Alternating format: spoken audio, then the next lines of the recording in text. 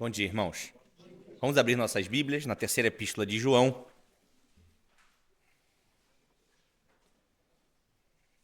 Nós vamos ler novamente a partir do versículo 3, mas hoje nós vamos caminhar até o versículo de número 6. Terceira João, de 3 a 6, mais precisamente até a parte A do versículo 6. A parte B vai ficar para a próxima exposição.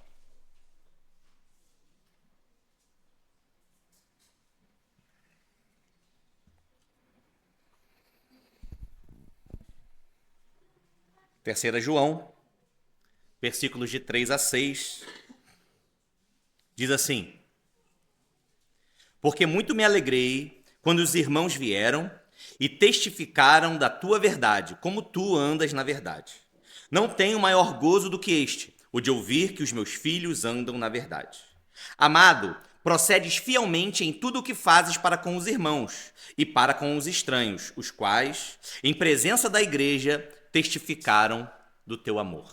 Amém. Nós vamos encontrar aqui, no texto que nós lemos, um tema proeminente, que é o testemunho. Vamos ver aqui, acompanhe comigo na sua Bíblia. No versículo 3, olha só. Os irmãos testificaram da verdade de Gaio, e ele anda na verdade. No versículo 4, a alegria de João vem do fato dos seus filhos andarem na verdade. Versículo 5, o tema continua.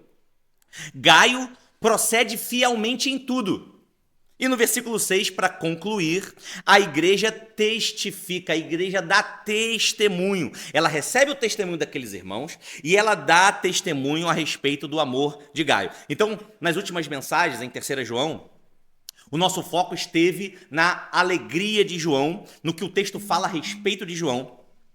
Mas agora nós vamos mudar o foco e nós vamos ver o que o texto fala a respeito da igreja, daquela comunidade de fé, e a respeito do que o texto fala sobre Gaio. Então, ao mesmo tempo que nós vemos o tipo de alegria que João possuía, e nós vimos que essa alegria ela é fruto de um coração regenerado, uma alegria santa. Nós agora vamos fazer uma transição de foco e vamos ver as atitudes exteriores de Gaio. Então veja, o evangelho da alegria de João, o evangelho do canto comunitário como expressão de alegria daqueles que estão na aliança, como nós falamos, o evangelho dos sentimentos santos, das afeições santas, ele também vai redundar em ações, em atitudes exteriores santas. Porque o evangelho das afeições santas, dos sentimentos santificados pelo Senhor, ele não é o verdadeiro evangelho se ele não produz frutos na nossa vida prática, no nosso dia a dia. Então vamos começar no versículo 3.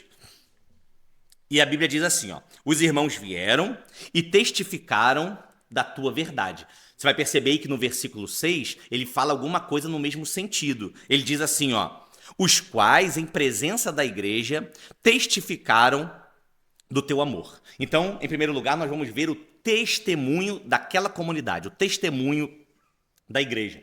E naquele tempo, a única fonte, por assim dizer, de informações a respeito de uma comunidade de fé que chegava até os apóstolos, não é? Era a informação pessoal, era aquilo que os irmãos podiam testificar uns dos outros. Então, você imagina, então, a importância da capacidade de discernimento individual e coletivo daquela comunidade.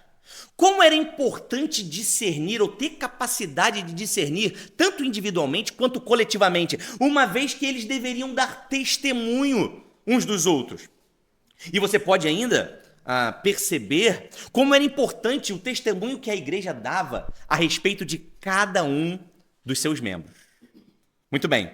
1 Timóteo 3, versículo 15. Eu vou ler na NVT, Paulo falando com Timóteo. Paulo diz assim, olha Timóteo, eu te escrevi essas coisas, e ele vai dizer no versículo 15, para que, se eu demorar, você saiba como as pessoas devem se comportar na casa de Deus. Ela é a igreja do Deus vivo, coluna e baluarte da verdade. Então Deus, ele é a fonte da verdade. Mas a igreja é a coluna e o baluarte da verdade de Deus. Então, sem a igreja, não existe um suporte visível da verdade para o mundo. O que uma coluna faz? Ninguém aqui olha e está vendo, basicamente, numa construção aonde estão as colunas. Mas as colunas estão deixando com que essa construção permaneça firme e visível, público, aos olhos de quem vê. Então, a igreja é a coluna da verdade. É a igreja quem defende, ela é o baluarte, ela é o elemento de defesa da verdade, e ela é quem dá testemunho da verdade. Então o testemunho da verdade pertence a nós, pertence à igreja. E aqueles irmãos chegaram até João e chegaram até aquela comunidade de fé e fizeram um relatório. Eles deram um parecer. Eles disseram, olha, o Gaio é firmeza. O Gaio anda na verdade, pode confiar, é confiável. Então, vamos trabalhar nesse primeiro aspecto daquela comunidade de fé? A importância do discernimento ou da capacidade de discernimento individual dos membros da igreja e a capacidade de discernimento coletivo. Por que eu estou dizendo isso? Porque se compete ao corpo de Cristo, se compete à igreja dar testemunho da verdade, exibir a verdade aos outros, nós devemos, como igreja, saber em que parâmetros nós vamos testemunhar a verdade. Quais são os limites, quais são os critérios que a igreja deve adotar para testemunhar a verdade. E isso vem através de quê, irmãos? Isso vem através do estudo comprometido, fiel, dedicado, verdadeiro das Escrituras. Os crentes, aqueles que fazem parte de uma comunidade de fé, precisam se dedicar à palavra de Deus. Nós temos que ter interesse pela verdade, se nós somos coluna da verdade. Se nós fazemos parte de um organismo vivo, que é a coluna e o baluarte da verdade, nós devemos ter individualmente interesse pela verdade. Ou seja, ler e estudar a Bíblia na nossa vida privada não é uma opção, é um dever. Nós temos o dever de nos dedicar à verdade. Nós, todos nós juntos aqui, nós fomos comissionados a sermos coluna da verdade. Você tem essa missão. Você foi comissionado a isso. E como você vai fazer isso se você não tiver capacidade de discernimento individual? Como você vai contribuir para a capacidade de discernimento coletivo? Como você vai contribuir para que a igreja dê testemunho da verdade se você não tem capacidade individual de discernir a verdade? Como os bereanos, por exemplo, conferindo nas Escrituras, dedicando-se à palavra de Deus. Então dedique-se. Tenha interesse pela verdade. Questione os pregadores, os líderes, seja quem for, se for necessário, faça apontamentos. Dedique o seu coração, porque disso depende a nossa vida. É sua responsabilidade. E a partir dessa capacidade de discernimento individual, você vai poder influenciar a capacidade da igreja de testemunhar a verdade. Veja como é importante. Quanto mais você cresce na sua capacidade de discernimento a respeito da verdade na sua vida privada, mais você pode influenciar e contribuir para o testemunho da verdade que a igreja dá, que pertence à igreja. Então veja, o amadurecimento coletivo da comunidade de fé, ela se dá da mesma maneira do que o amadurecimento do nosso discernimento individual. O que eu quero dizer com isso? Que a partir do momento em que nós nos dedicamos de forma privada ao estudo e à leitura das Escrituras, nós devemos expandir isso também para a coletividade, para a comunidade de fé. Como é que eu faço isso na prática, Henrique? Seja assíduo nos cultos. Participe dos grupos internos da igreja. Venha para a escola bíblica dominical. Acorde cedo. Eu sei que é cedo, não é? Eu sempre uso o seguinte argumento. Lá em casa, por exemplo, minha mãe está ali. Usei muito esse argumento com ela para trazê-la para cá. Ela falava, é longe, Henrique, é cedo. Aí eu falei, mãe, olha só, são 30 dias no mês. No máximo 31. E são 4 domingos. São 4 domingos para você acordar cedo e chegar na escola dominical. No máximo 5, não é? Tem mês que são 5 semanas. Você tem 5 dias em 30. Eu, se fosse Deus, eu dava 5 para vocês e pedia 25. Deus foi tão generoso e proporcional, como diz o Westminster, né? Deus pediu 5 dias ou 4 dias, enfim, especiais no mês, dias santos. Ah, Henrique, mas os professores podiam ser melhor. O professor A podia ser melhor. Não é? A aula podia ser, aquela aula podia ser melhor. É verdade, a aula podia ser melhor. O pastor podia ser melhor. Os diáconos também podiam ser, olha para eles, eles podiam ser melhores. Essa mensagem, inclusive, também podia ser melhor, devia ser melhor. Mas nós devemos nos conformar ou nos acostumar com as imperfeições uns dos outros. Nós somos imperfeitos. E você também podia ser um ouvinte, um crente, um irmão melhor. Todos nós podíamos. Mas isso não pode ser um impedimento para que nós venhamos contribuir com a capacidade da igreja de testemunhar a verdade. Porque Deus nos estabeleceu para isso. Inclusive, se está ruim, contribua para que melhore. Não é verdade? Porque a igreja é um organismo vivo, feito de membros, feito de pessoas. Então, para que a igreja esteja apta a dar o testemunho da verdade. Veja, você percebe a importância disso, irmãos? Aquela igreja estava dando testemunho de dois irmãos, Diótrefes e Gaio. Nós vamos ver o testemunho que a igreja deu de Diótrefes lá na frente, nos versículos 9 e 10, quando nós vamos expor esses versículos. Mas aquela igreja se reuniu e ela deu um parecer a respeito de dois irmãos da igreja. Nós hoje estamos vendo o parecer sobre Gaio. E ela falou, olha, Gaio anda na verdade. A igreja testemunhou a verdade de Gaio. É função, é dever da comunidade de fé dar testemunho da verdade. E por que isso é importante? Porque isso é um dever da igreja. Porque nós temos o interesse de que o bom exemplo seja repetido. Então, quando nós vemos um bom comportamento, um bom exemplo, nós temos que reforçar aquele exemplo através do testemunho da verdade. Para quê? Para que aquele irmão que realizou uma boa obra, fez algo de bom, para que ele se sinta estimulado a progredir e a continuar fazendo boas obras. E para que aqueles que olham de fora e veem aquele bom exemplo ser recompensado, também se sintam estimulados. E vejam assim, olha, se eu andar corretamente, se eu fizer o que é correto, eu recebo um bom testemunho. Então é função da igreja como um baluarte. Você sabe o que é um baluarte? É aquela construção de defesa meio que semi-oval, digamos assim, não sei definir exatamente a forma geométrica, mas que serve para defender quando duas muralhas se encontram, tem um baluarte assim, para defender aquela posição da tropa, do exército ou da cidade. Então nós somos baluarte da verdade, defensores da verdade. É nossa função. Temos que reforçar o bom comportamento, estimular uns aos outros ao bom comportamento. Agora imagina, se nós tivermos parâmetros equivocados na hora de dar testemunho, aí nós somos capazes de reforçar o mau comportamento e de deixar de estimular o bom comportamento. E nós estamos pecando como defensores e colunas da verdade. Também nós devemos, no outro polo, digamos assim, no outro aspecto do testemunho da verdade, nós temos o dever de rejeitar o erro, de apontar o erro e de trazer luz às obras das trevas. Não julgueis. Não julgueis. Mas a igreja deve o quê? Julgar. Nós devemos reprovar as obras das trevas. Para quê? Para que haja temor do Senhor. Para que o ímpio perceba que aquela obra é reprovável e para que ele mude sua conduta. Para que haja arrependimento e conversão. Mas obras não podem ser estimuladas.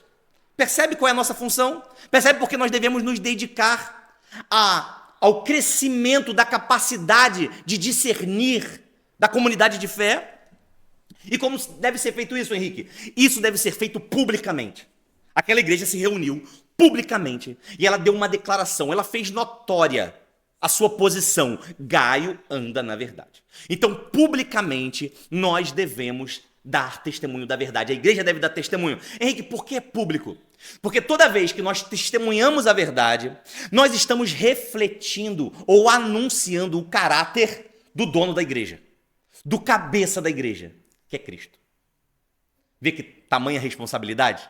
Quando a igreja dá um testemunho, quando a igreja toma uma decisão, ela deve estar refletindo e anunciando publicamente para todos o caráter de Jesus. Então nós não podemos falhar, irmãos. Nós não podemos falhar no testemunho da verdade, porque nós estamos e temos o dever de anunciar o caráter do dono da igreja. Você está preparado para isso? Para anunciar, para testemunhar a verdade, anunciando o caráter de Jesus? Vamos continuar. Mais uma vez os versículos 3 e 6.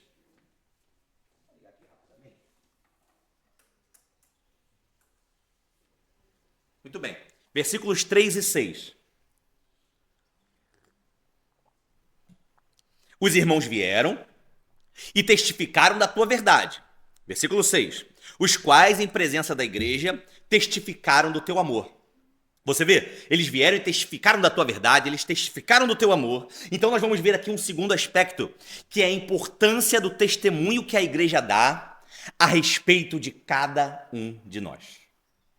A importância do testemunho da igreja de cada um dos seus membros.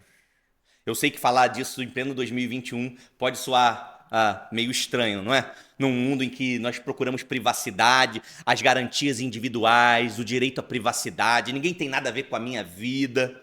E aí nós falamos o seguinte, olha, o testemunho que a igreja dá a respeito de cada um dos seus membros é importante. É importante. Então, eu te pergunto, se a igreja se reunisse hoje, como se reuniu com João, para dar um parecer, para fazer um relatório a respeito de você, qual seria o testemunho que a igreja daria a teu respeito? Importa. O que a igreja pensa a respeito de nós, a respeito de cada um dos seus membros, seja você quem for, do mais velho ao mais novo, do recém-convertido ou aquele que é crente há muito tempo. Qual é o testemunho que a igreja dá a respeito de cada um de nós? Qual é o testemunho? Do que ela testifica? Então veja, aquela igreja fazendo esse julgamento dos seus membros, ela diz assim, ó, Gaio anda na verdade. Percebe que exatamente nesse contexto, Jesus falou aos seus discípulos que ele tinha entregue, ou estava entregando, as chaves do reino dos céus à igreja. Você lembra? Os romanos vão dizer que é uma pessoa, não é? Mas Jesus não estava entregando a chave da igreja a uma pessoa. É verdade que primeiro em Mateus 16, ele faz essa afirmação a Pedro, ainda que na presença do colégio apostólico, todos reunidos. Porém, ele repete para todos os apóstolos exatamente a mesma citação em Mateus 18. E ele diz que estava entregando as chaves do reino dos céus à igreja. Qual é o linguajar de Jesus? O que vocês ligarem na terra, será ligado nos céus. O que vocês desligarem na terra, será desligado no céu. Ou seja, autoridade de testemunhar e aprovar. Autoridade de testemunhar e de reprovar. Autoridade de testemunhar e permitir. Autoridade de testemunhar e proibir. Inclusive, se necessário, realizando disciplina eclesiástica. É o contexto imediato de Mateus 18, você vai perceber lá, a disciplina eclesiástica estabelecida pelo próprio Jesus. Então o fato é que eu devo me submeter ao testemunho que a igreja dá a meu respeito. Henrique, em 2025, em pleno século 21, eu tenho que me submeter ao que a igreja pensa a meu respeito, a respeito de mim, ao testemunho que ela dá? Sim, porque Deus opera por meio da igreja e por meio da coletividade dos crentes. Isso é um tapa no nosso rosto, no nosso orgulho, não é verdade? Na nossa vaidade. Porque nós sempre estamos certos, por óbvio. É claro que eu tenho a melhor opinião. Como é que você não pode concordar comigo? Não é? Mas Deus não opera segundo aquilo que eu penso individualmente. Deus opera através da coletividade. Então o testemunho que a igreja dá a meu respeito é importante. Porque se aquela igreja dissesse assim, olha, Gaio está reprovado. Acabou, estava reprovado. A comunidade de fé ia, obviamente, aplicando as sanções progressivamente, como Jesus instituiu, até um ponto que se ele não se arrependesse, ele seria punido, excluído da comunidade de fé. Mas o testemunho foi bom, foi um testemunho correto. Gaio anda na verdade. Então, muito bem. É interessante perceber aqui, eu vou abrir um parêntese que eu não ia dizer, mas é interessante perceber essas contradições do reino. Veja, no reino de Deus, quem quer ser o maior tem que ser o quê? O menor. E quem for o menor vai ser o maior. E quem quer ganhar a vida? Esse perde a vida. E quem perder a vida por amor de Jesus? Esse ganha a vida. Percebe as contradições? Então, olha que interessante aqui no contexto de João e de Gaio. Ao mesmo tempo que a igreja está julgando através dos seus membros, os membros estão reunidos julgando, todos eles estão sendo julgados, estão sob exame da igreja, estão sob o escrutínio da igreja. Então os membros, a igreja como um corpo, como organismo, está julgando através dos seus membros, mas todos os membros também estão sendo julgados, uns pelos outros, pela coletividade. Muito bem, vamos seguir então? Nós vimos aqui o que o texto fala a respeito do testemunho da igreja. Vamos ver o que o texto fala a respeito do testemunho de Gaio. Versículo 3 diz assim: os irmãos vieram e testificaram da tua verdade, como tu andas na verdade. Essa expressão aqui, tua verdade, ela ocorre diversas vezes no Antigo Testamento, ela é muito comum. E todas as vezes que você vai encontrar essa expressão, tua verdade, no Antigo Testamento, está se referindo à verdade de Deus. Porém aqui, no Novo Testamento, é a única vez que nós vamos encontrar essa expressão, tua verdade. E por óbvio, você já percebeu no texto, ela não está se referindo à verdade de Deus, está se referindo à verdade de Gaio. Gaio anda na verdade. Então, para entender essa expressão, nós temos que somar as duas frases. Nós temos que somar que Gaio foi testificado de Gaio a verdade dele, a tua verdade, somado à frase seguinte, que Gaio anda na verdade. E por que eu preciso fazer isso? Porque andar é uma metáfora muito comum de conduta de vida. Não é? Minha avó dizia assim, ó, se você não me obedecer, sua vida vai andar ruim. Não é? Vai andar mal para o teu lado. Então, andar é uma metáfora comum para conduta, para a vida prática, para o dia a dia. E Gaio anda na verdade. Verdade significa o quê? Fé, doutrina. A profissão daquilo que ele cria. Então, veja, Gaio anda, ele vive na verdade. Existia uma verdade em Gaio, a verdade do evangelho, essa era a verdade que estava em Gaio, e ele era fiel. Foi identificado fidelidade na conduta de Gaio a respeito do evangelho que estava dentro dele. Essa é a tua verdade de que João está pronunciando. Então, irmãos, a verdade, ela não pode ser só uma ideia. A verdade não pode ser só um conceito que eu aprendi, que eu conheço, eu sei qual é, eu conheço a doutrina, mas eu não ando nela. Ela não muda nada na minha vida, na minha conduta. Talvez você me diga assim, Henrique, olha, eu li a Bíblia, eu conheço a Bíblia, eu estudei, tenho estado aqui com os irmãos. Ou então assim, eu sou crente há muito tempo, tem umas matérias aí, umas doutrinas que eu poderia até dar aula. Eu consigo até dar aula dessa doutrina. Mas a minha pergunta é a seguinte, você consegue dar aula, mas você consegue viver essa doutrina? Além de dar aula, você consegue andar nessa verdade? É isso que João está identificando.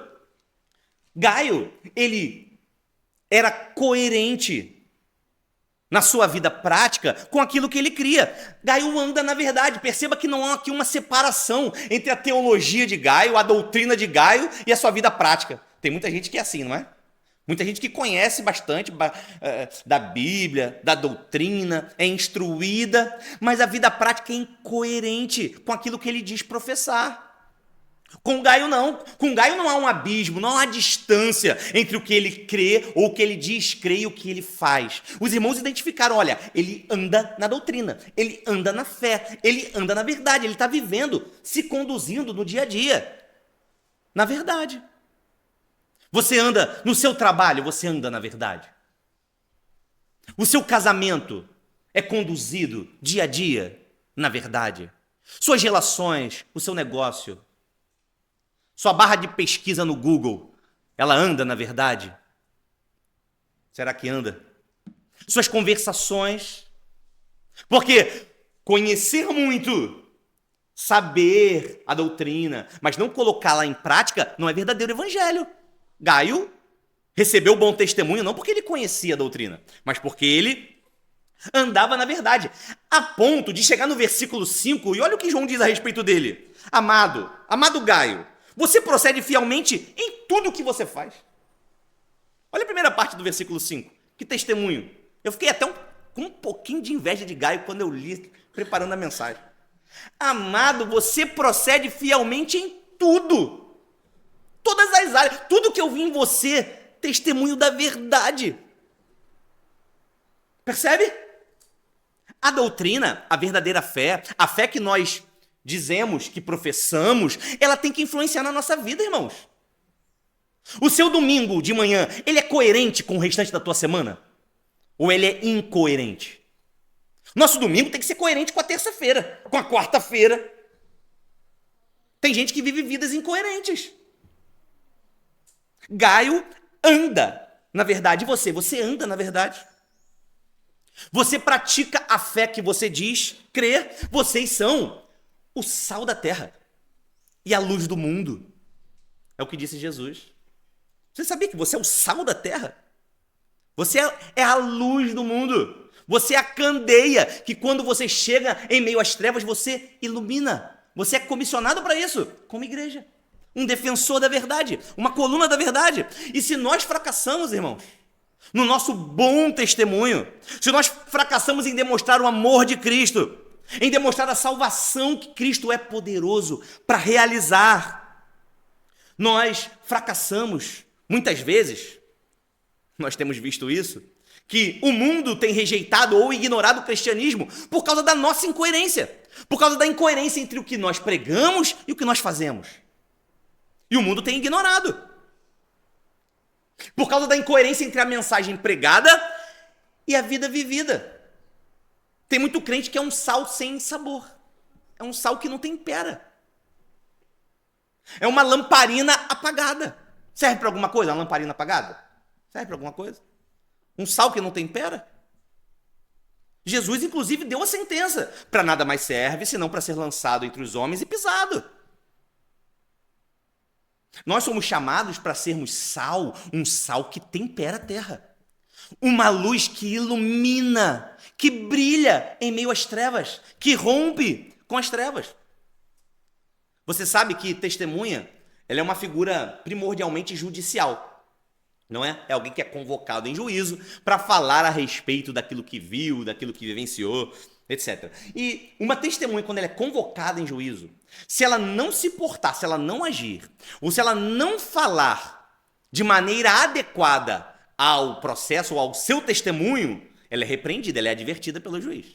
E se ela mentir o seu testemunho, ela pode ser presa. Você sabia disso? Se você for convocado para ser testemunha de alguém, não minta. Tem uns advogados, né? Essa classe de advogados, tem uma classe aí que ela fala assim, olha, chega uma hora antes que eu vou te contar o que você tem para falar. Não, você vai falar a verdade. Obviamente que pode ter um jeitinho de dizer, né? Você pode ser carinhoso, gentil na hora de dizer, mas diga a verdade. Se mentir, pode ser preso. E conosco também há punições quando nós não testemunhamos a verdade. Nós devemos agir de maneira adequada a uma testemunha. Você não é uma testemunha de Cristo? Você não é uma testemunha da verdade? Então, utilize um vocabulário adequado a uma testemunha da verdade. Nós falamos aqui de manhã brevemente, e eu vou trazer para os irmãos uma percepção minha, e eu posso estar enganado, mas uma percepção pessoal minha. O Luan trouxe falando a respeito do linguajar dos crentes, digamos assim, mas uma percepção que eu tenho é que há 20 anos atrás, talvez na minha adolescência, entre os crentes não se ouvia tanto palavrão e tanta palavra feia quanto se ouve hoje. Posso estar enganado, pode ser os meios em que eu convivo, pode ser, mas a minha percepção é que é muito fácil hoje um crente falar palavrão.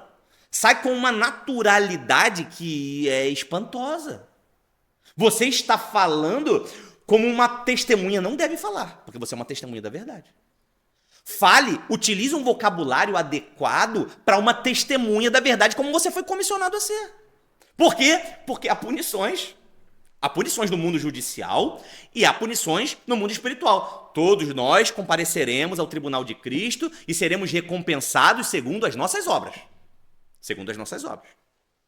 Muito bem. Citação de Spurgeon aqui no seu sermão 1528. Você conta os seus sermões? Já contou, não? Passou de 1000 já, né? 1528 de Spurgeon, no Tabernáculo Metropolitano. O título do sermão é Cristãos Testemunhas de Cristo. Uma breve citação, ele diz assim: a vida do crente é a credencial mais poderosa do Evangelho. A vida do crente é a credencial mais poderosa do Evangelho. E eu falo isso, irmãos, com o espírito do escritor aos Hebreus, quando ele diz assim, olha, pelo tempo decorrido, nós devíamos ser mestres.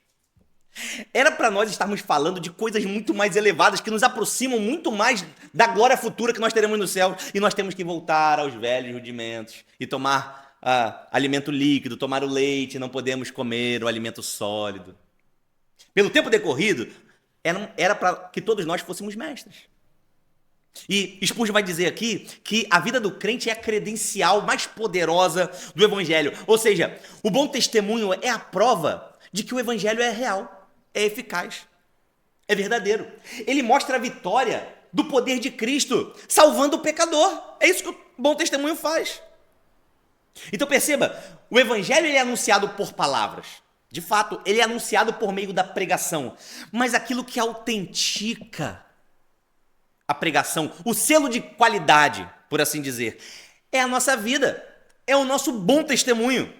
Para que não haja uma incoerência entre o que a gente fala e o que a gente faz. Para que os outros vejam, o mundo veja e diga assim, olha, é verdade. Isso aí que eles pregam é verdade, você vê? Fulano foi salvo por Jesus. Essa pregação é verdadeira. Quem é que rejeita um selo de qualidade aqui?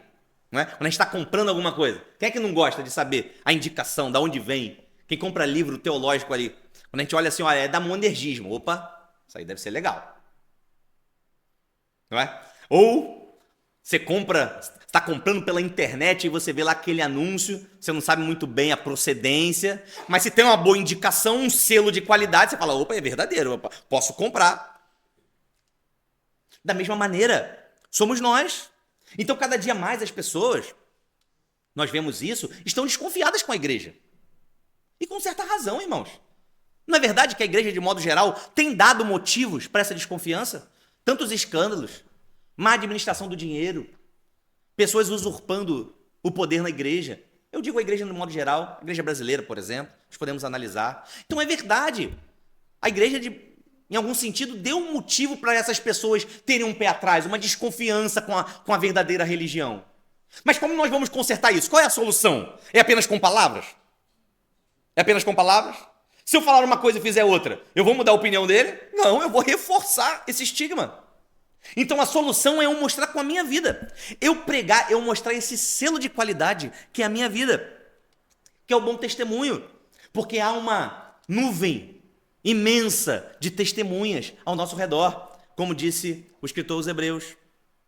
Então, irmãos, para terminar, caminhando para o fim, nós somos as testemunhas do nosso tempo, do nosso dia, que é a mensagem de Cristo, a sua morte, a sua cruz, seu sofrimento, sua ressurreição, são reais, são eficazes. Nós somos essas testemunhas.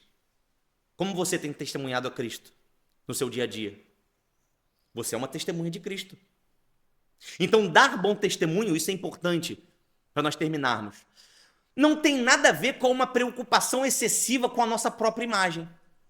Do tipo, eu vou melhorar o meu jeito de andar aí, porque o que vão pensar de mim? Ou então, será que vão dar valor ao que eu faço? Será que vão me dar o valor adequado? Eu acho melhor eu mudar o meu jeito de ser. É verdade que essas também podem ser boas motivações, de forma secundária. Mas a principal causa, o principal motivo, o principal impulsionador do bom testemunho deve ser mostrar e apontar a glória de Cristo. Deve ser você mostrar para o mundo assim, olha que grande Salvador é Jesus. Olha como Jesus é um grande Salvador, porque Ele salvou alguém como eu. Ele pode te salvar. Você está vendo com a minha vida como Ele é um grande Salvador? Você quer ser salvo? Eu tenho um grande Salvador para te apresentar, não com as minhas palavras, com a minha vida. A minha vida é um testemunho de que Cristo é um grande Salvador. Não os meus méritos, minhas realizações, aquilo que eu tenho capacidade de fazer. Isso tudo é muito legal em algum sentido. Mas eu estou apontando para Cristo. Está vendo o meu casamento? Está vendo o meu casamento? É Cristo. O André deu um testemunho no domingo passado, né? Que quando ele ouve alguém felicitá-lo pelo casamento, ele gosta de apontar para Jesus. É isso mesmo, apontar para Cristo. Tá vendo meus filhos? É Cristo. Tá vendo o meu bom comportamento? Tá vendo é Cristo. Cristo é um salvador, ele salvou um pecador como eu. E ele pode salvar o mundo, ele pode salvar você. Amém, irmãos? Vamos ficar de pé. Senhor Deus, nós te louvamos. Te louvamos, Senhor, primeiro por essa grande salvação que o Senhor realizou em homens pecadores como nós, em seres tão limitados que não têm nada de si mesmos a te oferecer. Mas o Senhor, pelo grande amor com que nos amou, desde a eternidade, Senhor, antes da fundação do mundo, em Cristo Jesus, o Senhor nos amou e o Senhor nos tem amado. Como diz ao profeta Malaquias, o Senhor tem amado Israel, o Senhor tem amado a igreja, o Senhor nos tem amado e nós te agradecemos, Senhor. Nós nos apresentamos diante de Ti com um coração grato e, como parte dessa retribuição, dessa gratidão, Senhor, nós queremos dar bom testemunho a respeito da salvação de Cristo Jesus. Ajuda-nos, Senhor. Nós sabemos que esse comissionamento só é possível através do poder do Teu Espírito. Se o Senhor nos fortalecer, nos der condições, nos impulsionar, nós daremos bom testemunho a respeito de Ti. E esse é o nosso desejo, esse é o nosso pedido, Senhor. Que aqueles meus irmãos que precisam emendar os seus caminhos, que eles possam receber o dom do arrependimento da parte do Teu Espírito e que eles possam, no temor do Senhor, se arrepender dos seus pecados e dar bom testemunho. E aqueles, Senhor, que têm dado bom testemunho do Senhor, que eles possam ser estimulados pela igreja, impulsionados pelo Teu poder, pelo Teu próprio Espírito, a continuarmos progredindo, Senhor, a fim de mostrar que grande Salvador é Jesus. Um Salvador que salva homens como nós, que estamos reunidos aqui, que poderíamos ser melhores e deveríamos ser melhores, mas nós encontramos um grande Salvador. Não depende de nós, dos nossos méritos. O Senhor nos salvou e nós queremos, com a nossa vida, apresentar esse Salvador para o mundo. O Senhor é o Cordeiro de Deus que tira o pecado do mundo. Nós te louvamos, te agradecemos, te pedimos essa capacidade, Senhor, no nome santo de Jesus. Amém. Graças a Deus. Vamos receber a bênção.